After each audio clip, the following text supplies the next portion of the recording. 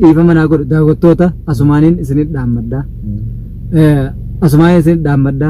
Halkan kunillee halkan 17 jetteeta. Soomana guyyaa 17 jira. Soomana guyyaa 17 jirreet. Kanumaafuu baatii araaramaati yaa obboleeyyan kiyya balleeyse baatiin gartee namni dilii amata dalagee rabbiin hoggaa tooybatte shaawara isaatiin dilii tana hunda sirraa dhiqu gartee hogga tooybattee karaa rabbii karaa quraana rabbii deebite sirraa dhiqaa naaf akka dhiifama gootan atilleen akka naaf araaramtu naaf dhiifama gootu yaa obboleessa kiyya. Himboy kalas dhiifama naaf ho'inaa lilaa himboyin dhiifama naaf ho'inaa lilaa namni bakka akkasii dhaabbatu booddeensaa akkuma isaa kana dhamaasaniituma akka inni gartee halkanii guyyaa ooma san malee quban qabne godhuudha saniifuu rabbiin dilii isaa guutuu dhiifama godhuufi ani gama kiyyaan naaf ho'inaa lilaa rabbiif jecha dhiifama godheefi inni ammumallee na amanutti hin jiru gama kiyyaan dhiifama godheetiif hin jira isinillee baatii araaramaati dhiifama godhaaf rabbiif jecha rabbiin dilii isaa guutuu dhiifama godhuufi akkasii ammaan tana fuudheetiin karaa mana isaa deemuun jira insha Allah. Assalaamu alaykum wa rahmatullahi wa barakatuh. Hordoftootaa fi kabajamtoota keenya ashama harka fuunee ilmaan Oromoo hundi keessanuu kan kiristaanaa kan musliimaa kan waaqeffataa baganuuf jiraatan nagayni rabbii guddaa bakka isin jirtanitti isin bira haa jiraatu. Arraan tana baare eeysaa deemu jirta. Eeysaa deemu jira yoo jettan akkuma isin gartan yoo tana halgadda guyyaa lama dura Najjaash mana isaa deeyne yaa baar maqaan teetu nan marka jirti yaa narraan fudhan leete ammallee sidde ifte maanoraatun ammallee narraan fudhan yaa an marka jirti maqaan teetun akam eeyse bireet ate isaan dhuftee maqaan keessa enterre isaan dhuftee maqaan keessa isaan dhuftee enterre maqaan tana keessa ga sibire jirti maqaan na bira jirti ber yoom se bireet maqaan eegan gaafa kan fudhan bira jirti ber baar kun siimaaliyaati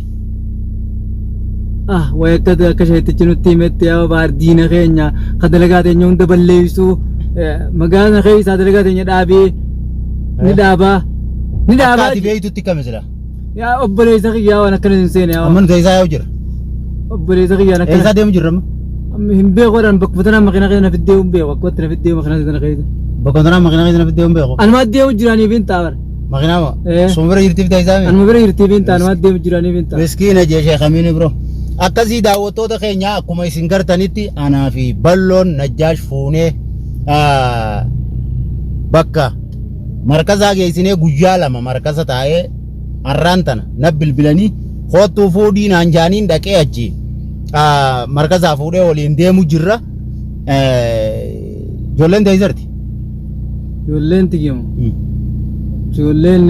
ijoolleen tiyyan mana jiran isaan mana jiran jaaniin beeku atoo isartu ani dalagaatee sanatti kunne sheekaan qaama keenyaa eega fuudhee yaa hojjiru naaf isheenii hojii yaa hojjirraa sirsheen hojii yaa hojjetan hojii yaa hojjirra eegayoom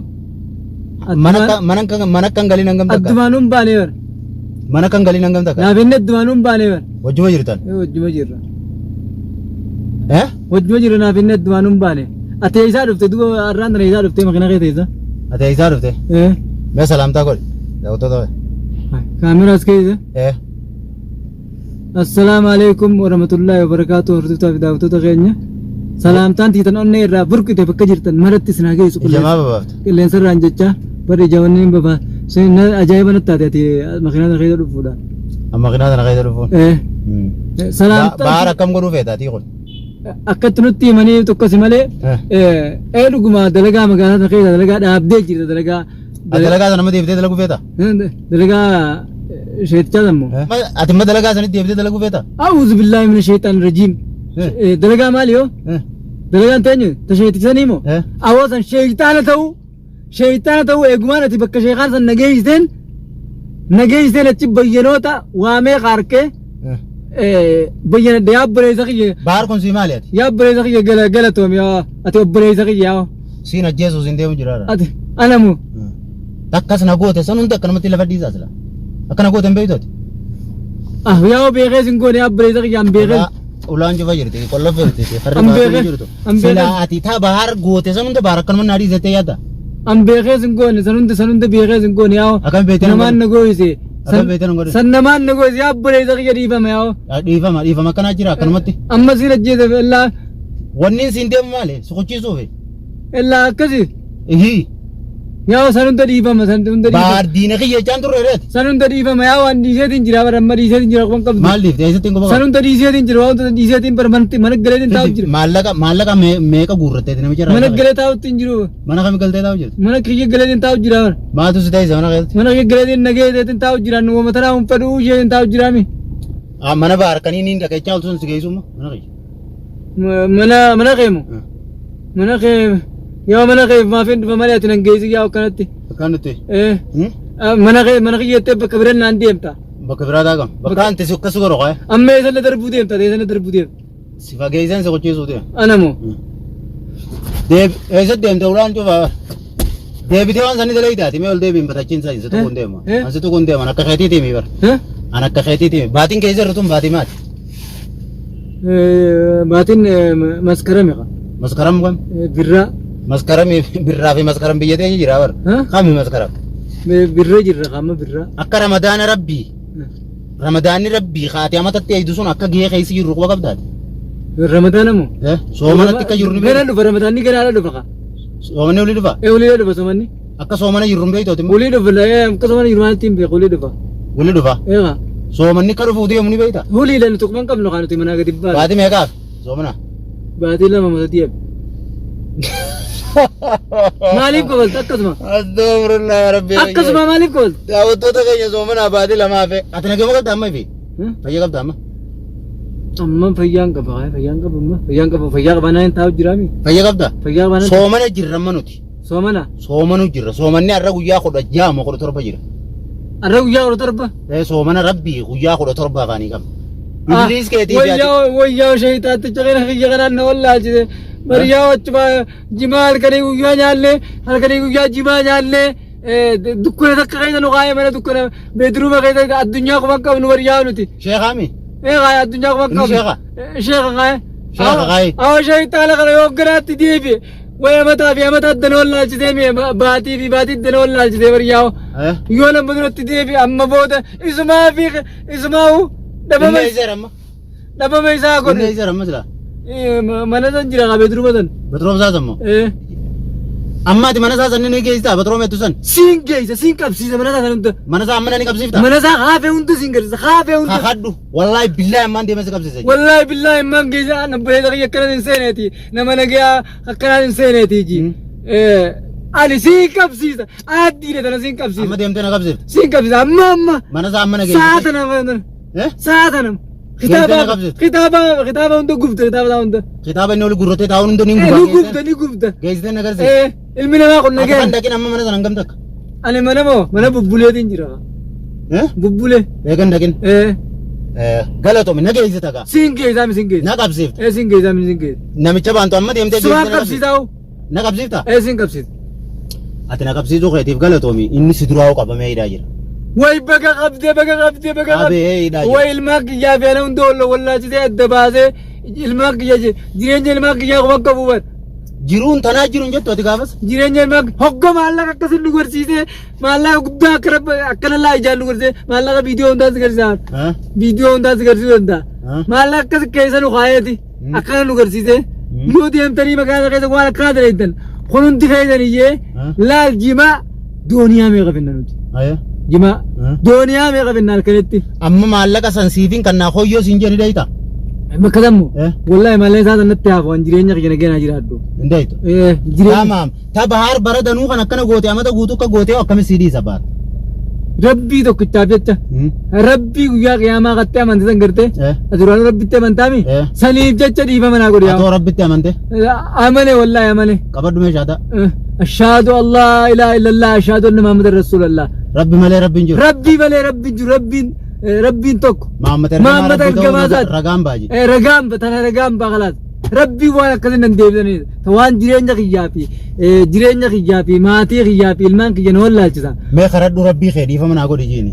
Yaa rabbi baatiin ramadaana jirra ramadaana guyyaa 17 jirra. 17 jirraami haafelleen hin soomana yaa rabbi na araarame baatii araaramaati baatii gartee ulaanni rabbii keessa bu'ee jedhanii akkasumami tan hunda wallaalchisee waan biraa karaa jalleen irra nu gorse san hunda maallaqaan nu godhe yaa rabbii tokkicha يا رب ندنديسا أتي أرارمادا ربين غفور الرحيم يا رب تنو أرارم bakka akkasii waliin deebita هولي اتباون ديبو يونو قرت رجلا شقوتين ثانين برك كمان نقول يا شقوتين هنقدرادن شقوتين تسازنو ستين دام تجيتي tanaamtu siin jaam ستين دام تنانجي ستين دام تجيتي كمان نقول يا وشريرة نمتجي شريرة تون أركان نمانو أكست بيلك يوم دي تندامتي يا بولي زغي أتيز ربي ويا ما خدت أمانتي سنيد ديفا منا قولي ديفا منا قولي باتي أرارماتي نانجت أم باتي أرارمات ناو قفان كبو باتي أرارمات تنكلاته قفان كبو سيتو أمان تنيادة كيزة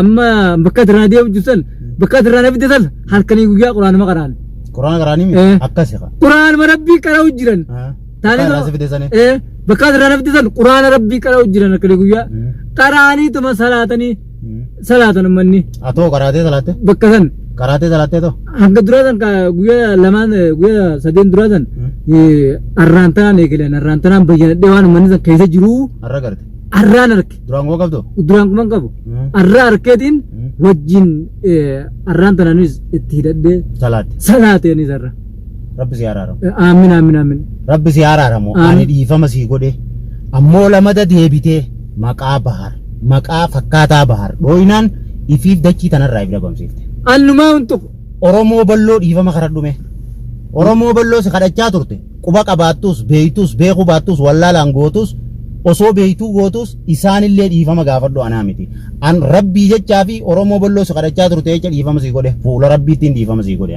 afoo inaa lillaa baatiin baatii araaramaati dhiifama sii godhuu bira kuteetiin si haala san keessa jiru ha ilmoo tee qaluu deemu ha jaartii tee qaluu deemu halkanii guyyaa ka jaartiin akkasi gootu wallaalte nadda walte anummaan kalee ati jireenya isaa laayite sun rabbii xiyyaa jecha bakka wallaansaa si geessee kiisha xiyyaa xiqqoo baasee si wallaanee fayyee qulqullaa'ee obboleessi kee nu wajji dhaabbatee salaatee kottuu fuudhinaan jaanii si fuudhee karaa mana keetii siin deemu jira.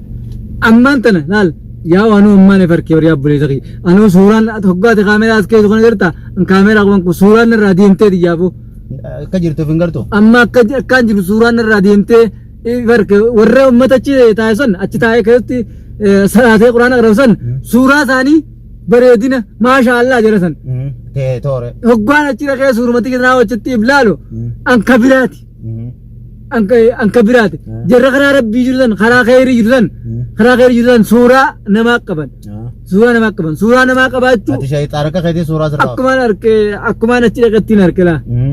Akkumaan achi dhaqattiin harke kanumaafuu ummanni Oromoo bal'aan hawaasni bal'aan dogoggoraaniin godhee beekee kana hunda hin daleenye wallaalaan nagoo isanii hunoo baara obboleessa kiyya kana makiinaa isaa kana hunda cabsine makiinaa sana hunda dhaqaa cabsaa jee makiinaa sana hin deemeen barbaada makiinaa sanis irraa fuunaa horiidha qaba horii qabaa magaalaa sana keessaa ummata keenya kana daleetu siin sana hunda nu jalaa qabee hidhaa hundiisuu kun hundiisuu baar jireenya keenya kana balleeysaa gaafanni nukke hanga xiqqishollee dalagannu baar kana mashkuula godhaadhaa nuun jechaa ture inni amma immoo karaan sun karaa khayrii kan ta'in an eegumaan makka sheekaa bakka fuutanii siif balloon nageetan san mana san eegaan dhaqeen mana san amma nu dhayne inni dhayta itti deebina mana san hin beeku bakka hin beeku yoon si keessa ma dhayta uummata san wajjin salaata halkanii guyyaa achi gadi hin bahu halkanii guyyaa achi gadi hin bahu kitaaba kiyya biradheetiin kitaaba barra galgala boruu ni dhayna na hojii dhayna nin dhaqee na hojii dhayte achi salaannee dhufu achi salaadheetiin mana sanatti sheetichi nama bira guutuu nagarre akkatti wallaanu jiru akka wallaanu jiru nama takayyuu akka keetii wallaanu jira nama eegaan bayyanadheen eegaan bakka san keessatti bayyanadheen nama san hunda arkee kam goota nama san hunda arkee nama narra hamaa hunda kama nama keessa sheeticha kiyyatteetti maramtaa bar dura nama akkam godhanii beekta eegaan bayyanadheen xiyyaaba dhiiroo anoo akkasuma na godhee nama gingichaatti kanneeti bishaan itti guutu jeetti kan ni waraaban hin guutamne yeetumatti naqa hin guutamne iyyee ati akkasuma waraabuu turte hin guutamne anis akkasumatti waraabuu ture jeetiin ifiin ajaa'ibe ifiin fayyuu keessan daba akkasin laalu fayyuu daba keenya akkasittiin akkasin laalu jira anoo dhiiroo akkasumaan ture baaltii jalaan ureeti bishaan itti guutu jeetti kan natees dhaabbatee tumatti waraabatu guyyaa dura akkasuma dhaabbatee waraabda. Kanarraa kana guutiyyee hin quban qabu qayi. Akkasuma waraabu ture. Kanarraa kana guutiyyeeti itti kanna. Mee amma rabbii keetiin maal jetta daawwattootaan hoo maal jetta karaa mana keetii yaa namni. Ni yaana yaabo galatoome. Waan na goote san sirraa hin kafaladha. Galatoome. Iyyaas waan jettu jeeqa sirraa hin kafaladha. Yaa'u galatoome galatoome yaa'u ati rabbiin gartee umrii barakaa rabbi si haa kennu umrii si haa dheereessu ajrii ramadaanni qabu san rabbi si haa kennu maaliif yaa'u an siraana taate ammaa mallaqi ati obsa qabda wanni itti nu dura baateenu wanni itti baatee gara amata taana kana asayiddeen nama obsa qabu nama sabrii qabu nama karaa rabbii qabu namni karaa rabbii qabu wanni takkalleen balaan feete dhuftu. Balaan ba'ee ibiddi feete dhufu isa biratti bishaan ta'a. Kanaafuu garaa kee kanaatu adii xaliila aannanirraa adiidha waraqarraa adiidha. Kanaafi jiraattee malee silaa akka sheetichi sheexaanni san itti nutti himetti nama meeqasiif bobbaasetti haatu kan qabne hunda hedduu jira bara. San hunda eegaati gabbaate. Buruja rabbi siyaa kanne buruja kana kee kana buruja leencaa rabbi siyaa godhu yaa ta'u du'aan si godhati du'aan si godha kanaafuu ati akka daawwattoonnis dhiifama naa godhu daawwattoota asumaaniin isinit dhaammaddaa asumaaniin isinit dhaammaddaa halkan kunillee halkan 17 jetteeta soomana guyyaa 17 jira soomana guyyaa 17 jirreetti kanumaafuu baatii araaramaati yaa obboleeyyan kiyya balleeyse baatiin gartee namni dilii amata dalagee rabbiin hoggaa tooybatte shaawara isaatiin dilii tana hunda sirraa dhiqu gartee hogga tooybattee karaa rabbii karaa quraana rabbii deebite sirraa dhiqaa naaf akka dhiifama gootan atilleen akka naaf araaramtu naaf dhiifama gootu yaa obboleessa kiyya. Himboy kalas dhiifama naaf ho'inaa lillaa himboy. Himboyin dhiifama naaf ho'inaa lillaa. Daawwattoota keenya akkasii Najjaash kun waan isin jechuu jiru afaanuma isaatiin ni dhageessanii. Makiinaa xiyyaata amma dura gaafa akkas jiru fuudhe sa makiinaan tun ilaa irraa numa bira jirti naati isaa waliin makiinaa tana keessa dhufnee je. Haa ta'u akkaan ta'uu akka malee hin ta'u namni bakka akkasii dhaabbatu booddeensaa akkuma isaa kana dhamaasaniituma akka inni gartee halkanii guyyaa ooma san malee quban qabne godhuudha. Saniifuu rabbiin dilii isaa guutuu dhiifama godhuufi ani gama kiyyaan afooyinaa lillaahi rabbiif jecha dhiifama godhee fi inni ammumallee na amanutti hin jiru gama kiyyaan dhiifama godheetiif hin jira isinillee baatii araaramaatii dhiifama godhaaf rabbiif jecha rabbiin dilii isaa guutuu dhiifama godhuufi akkasii ammaan tana fuudheetiin karaa mana isaa deemuun jira insha Allah hogguu mana galchinees gaa mee waan inni waan saata bareessanitti karaa biraatiin barbaaddatee deebi'ee fi waa toobaa rabbi itti fufee waliin laalla.